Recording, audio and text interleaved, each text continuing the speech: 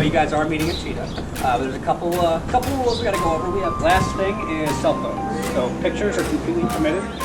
We just need your cell phone to be on silent, completely silent, not vibrate. I'm actually going to do mine now.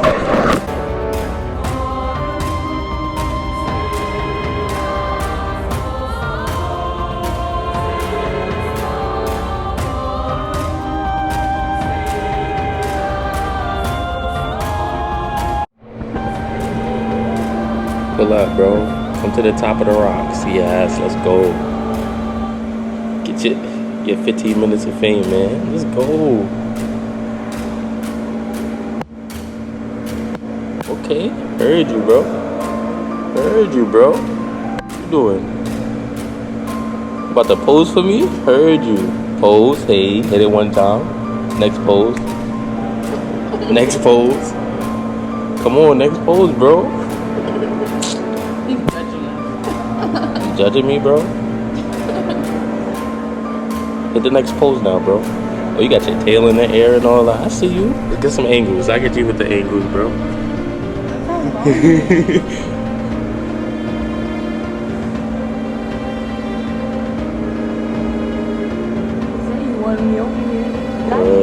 Well, appreciate you, my man. You can go back to sleep now. Oh, I saw that. You bust your ass. Got him! Got him!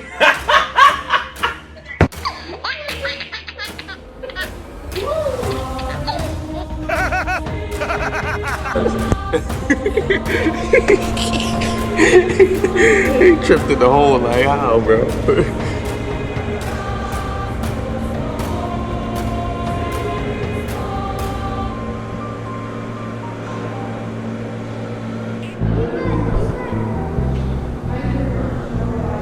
Come on, man. I gotta step out.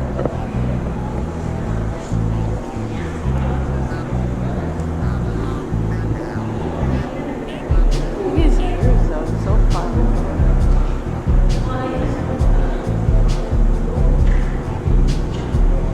Nah, it smells too crazy in here.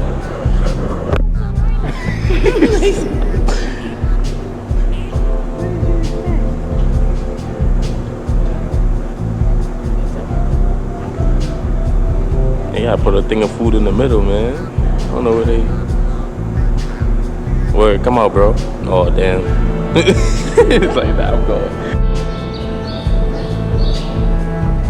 Damn, son.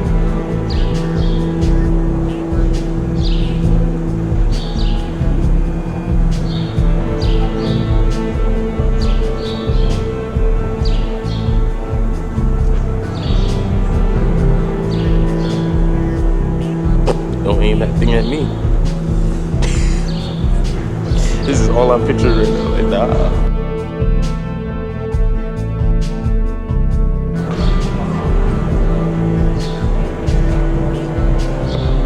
Oh, you stunning. He posing. He definitely posing.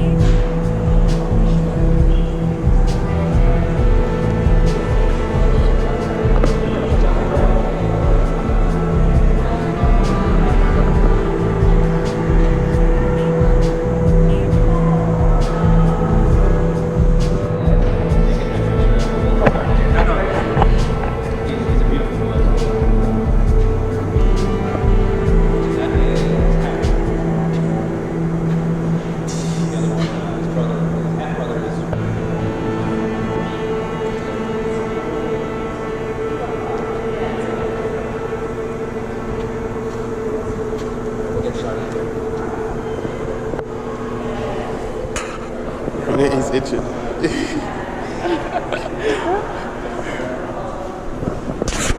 That was awesome. Time to see what we're here for, though. All right, welcome, guys. Real quick, I don't think it's a surprise for anyone. Has anyone this is a surprise for anyone this encounter because we do get a surprise for a lot of people don't tell people you know what they're going to see and stuff like that. But I think everyone here knows what they're going to see, so okay, we won't ruin it. But you guys are meeting a cheetah. There's a couple rules we got to go over. We have 2 cheetahs here. But we are an AZA zoo, which means the Association of Zoos and Aquariums, so we have a couple rules that we do have to follow. Cheetahs are Africa's and one of the world's most endangered big cats, so we do have to kind of take some measures to protect them. So that being the case, this is a no-contact encounter, so if you guys were hoping to pet the cheetah, unfortunately you cannot, but that's the rules we have to follow. So on top of that, the other rules we have to follow is you'll notice when the cat comes in, it's going to be on a collar and a harness with 2 trainers. That's generally like the rules that the AZA sets. So probably not necessary, but that's just the rules we have to follow. And other rules, once you guys get seated in there, we are a little bit of a smaller group than we typically are. We usually sell this group out. It's around 20. So you guys are a little bit in for a treat, small little gathering here. But yeah, once you guys get into the room, you can basically sit wherever you want. But that's going to be your seat for the entire encounter. I need you guys to stay seated. There won't be any getting up. Don't lean out of your seat to try to get like an angle or something like that. You'll have plenty of good opportunities. It's a pretty small room. That's kind of why it's about the size of this little area here. So it's pretty small, very intimate. Another thing that we're going to go over is pacifier there. Anyway, sorry, I get distracted.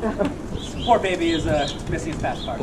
Anyway, so in the wild, cheetahs generally have pretty large litters, like big, lots of siblings, and they always look to each other for companionship and comfort. So that being the case, we actually have our cheetahs put together with a companion dog. So the companion dog is going to be coming into the room with the cheetah. They grew up together, they're brothers basically.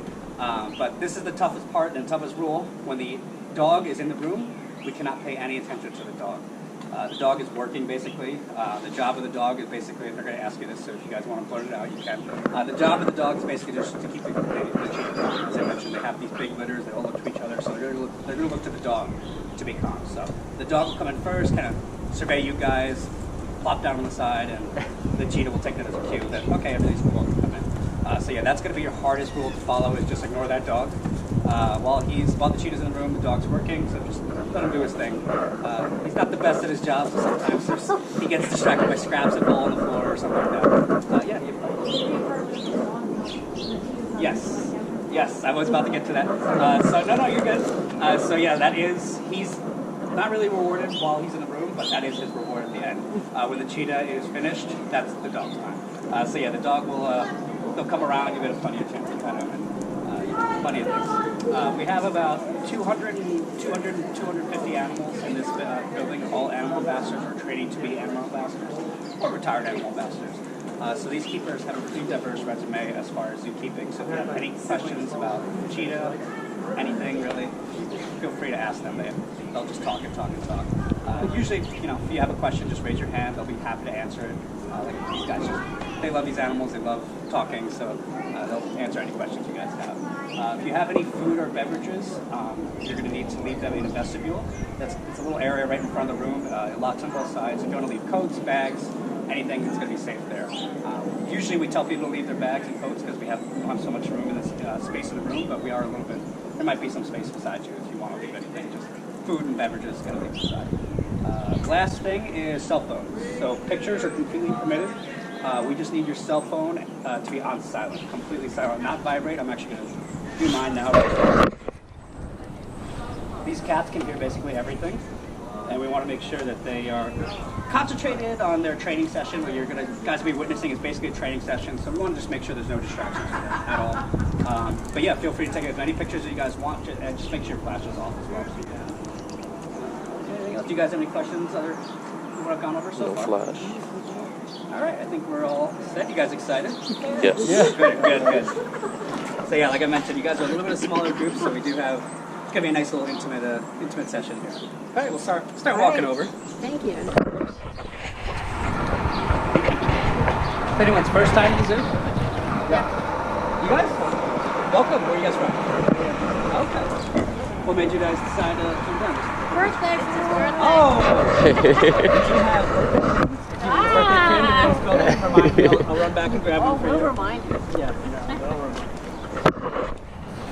remind you. We started making the pins because I mean, it's not uncommon that we have birthdays for our show, by the way. Yeah, great. So you've probably seen this building quite a bit on the inside, not so much the outside. This is where any animals that have any checkups, any injuries, illnesses, are going to be taken care of right here. This is our main hub for the WCS. So any parks that are in the city, like Central Park, Queens Zoo, Prospect Park, the New York Aquarium, they all have their vet staffs, but if they need any top-notch or extraordinary kind of circumstances, they'll come here.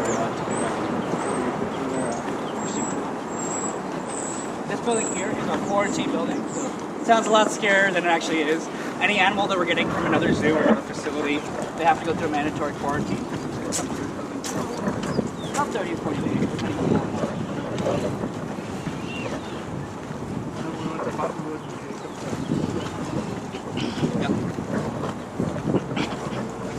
not generally like they're saying, oh, they're sick, we need a quarantine.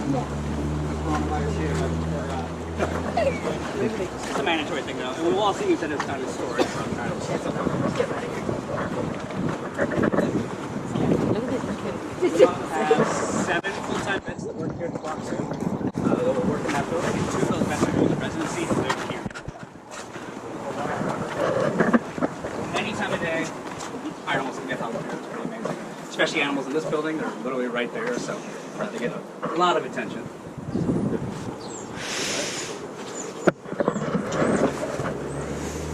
Just let the keepers know we're here.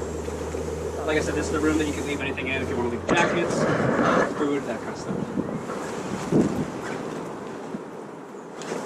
I think I should take off this jacket. Yeah, it should be nice and warm. Maybe it's warm. I think I'll just open it. Well, yes, it's cold out here. You need to take it off. So you have a difference.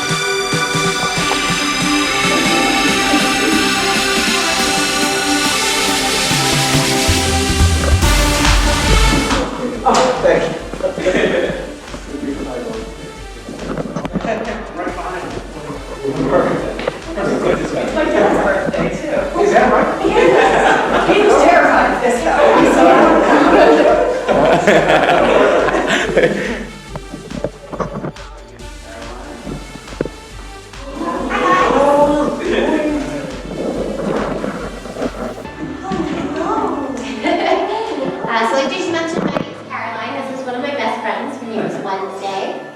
Does anyone know what kind of animal Wednesday is? Not a hedgehog. Porcupine. Porcupine. Yeah. No, it's totally okay. There's a couple of different similarities between them, but hedgehogs actually aren't rodents. So she is a prehensile tail porcupine, depending on who you talk to.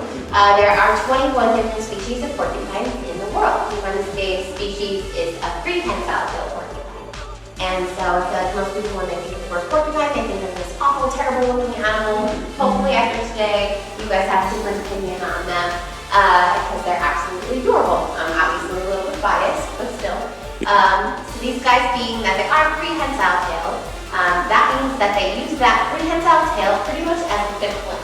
So not so much as like a lemur that they can use it completely to hang their body, but they will almost use all of their body weight to swing from tree top to tree top. These guys are arboreal. They live in the rainforest in South America, and so that tail is really important for them and the areas that they live in, because they live very far up in the trees in the rainforest. So they'll use that to be able to get to branch, pretty much acts like a fifth limb for them. So it's really important for the animal.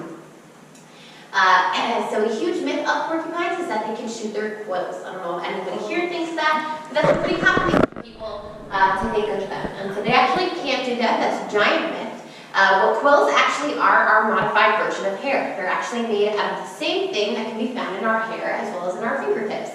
All that is actually keratin in a quill form. And so just like our hair, since they are modified versions of hair, when I brush my hair every morning, I lose a couple hairs. same thing with Wednesday. When she grooms herself, when she's shaking, when she's getting comfortable, she kind of shakes around a little bit, and sometimes quills fall out. So I think that kind of stemmed from an animal just standing up, getting a little comfortable in an area, losing a few quills, and then people think that they're actually shooting them, but it's impossible for them to do that. No species of porcupine can actually shoot their quills. They just lose them on occasion. On average, porcupines will lose around 5 quills a day. So the quills are hollow, they have nothing inside them, which is pretty cool, and they're barbed. So if one gets stuck in you or in an animal, it definitely does tend to hurt. And so if Wednesday was upset, irritated, annoyed, or even excited, every single quilt that she has would raise completely, and then if she was actually that angry, she would run backwards into whatever item she is trying to try on. Fun fact about Wednesday, she's one of my favorite animals to talk about because she happens to be the oldest porcupine in any zoological facility, which is something that we are very proud of. Wednesday is 24 years old, going on 25. That is absolutely insane for porcupines. And in the zoo world, it's not common to see them live into their teenage years, but having them in their teenage years has already doubled their lifespan. So right now, Wednesday is around triple the lifespan that she would get out in the wild. These guys are rodents. In South America, they're viewed as pests. Unfortunately, there's a lot of deforestation in the area where they live in, and it's actually for coffee. So if you leave here today and you love Wednesday, sloths, other animals that live in the rainforest, you can do your part by buying Rainforest Alliance brand coffees. If you have a Keurig or you still actually like grind coffee, it's really important to choose sustainable coffee because it's really important. Dunkin' Donuts and Starbucks are both Rainforest Alliance brands, so that's great. But if you do make it at home, it's really simple. You know, you just turn the bag around and you make sure that it has the little logo on it. It's really simple and it does make a difference. It's a little frog logo. Yeah, and a little green leaf. So Wednesday gets a very varied diet here at the Bronx Zoo. She gets at least 6 different kinds of fruit, 6 different kinds of vegetable, and then a whole bunch of different kinds of greens as well. We also give her something called rodent block, which is a great source of calcium and protein for them. It actually will trim down their teeth as well. So these guys, their teeth will grow their entire life and pretty much down to the floor if they don't trim them. Their teeth are like a gross brown, orangey looking color. It's because they're made completely of iron. So like I said, they'll literally grow down to the floor if we don't give them things to trim them on with. And so she'll do that on her tree that's in her little habitat in her enclosure. She'll do that on her own as well as trimming on the rodent block too. Wednesday also, since she is 24 years old, we celebrate her birthday every single year, and our curator, Kathleen, goes and buys a carrot cake from the famous bakery on Arthur Avenue, and she takes a giant bite out of it, and we're not allowed to take our slices until Wednesday has had her part and she's eaten her cake. So she is spoiled as an understatement. And Wednesday is a very healthy 24 years old too. You know, anytime anything happens to her, even if she so much as sneezes, we kind of all have a heart attack because she's, you know, our version of like a 99-year-old porcupine. So she's just the best. Does anyone have any questions? Yeah? Are there like porcupines that live around here? So the closest you're going to get is a North American porcupine, and they live a little bit further upstate. I think I saw one of those one time. I was in my driveway. They look a little furry. Yeah, I think I saw one. They're cute too, but again, kind of pests to some people, but adorable to others. Does anyone have any other questions? She has those really big whiskers and that very large nose because these guys have terrible eyesight. They are nocturnal. They don't have good vision at all whatsoever. So she has really big ears underneath those quills and a really big nose and that whiskers to kind of help her out with the other senses to make up for her vision, lack of vision. No other questions? So how long did it take you to learn how to handle her?